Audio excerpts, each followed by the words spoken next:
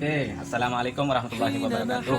Pagi ini tutorial cara mengatasi batuk bagi anak kecil. Ini atas pengalaman saya ya, atas pengalaman saya mijit-mijit anak-anak kecil dan beberapa orang dewasa mengenai penyakit batuk.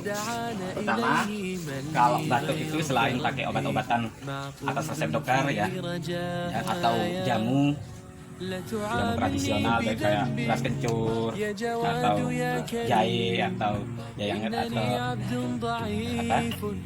kayu manis atau bunga belimbing itu ya, bisa juga dilakuin dengan metode ini metode pengobatan luar badan ya. Kalau dalam monggo pakai obat-obatan resep dokter atau obat-obatan tradisional.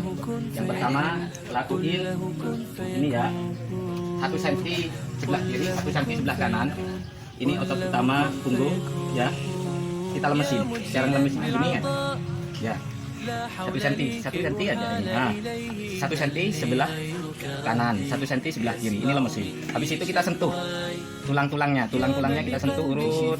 Kalau ada yang menonjol atau kurang baik itu biasanya ada kalau lagi batuk, atau ada pembengkakan di daerah otot ini agak bengkak gitu, itu biasanya tegangnya atau radangnya otot saraf daerah punggung ini. Kita lemesin secukupnya aja. Habis itu kita kalau bisa dengan sistem gerakan 1, 2, 3, 4, 5, 6, 7, pokoknya dikereketi ya tulang-tulang yang kira-kira, tulang punggung yang kira-kira kurang normal ya, nggak lurus. Dan otot-otot sebelah kanan dan sebelah kiri ini dari awal leher sampai terutama daerah dada ini ya, ini tembus dada, belakang dada ini dilemesin 1 cm sebelah kiri, 1 cm sebelah kanan. Di situ dikereketi.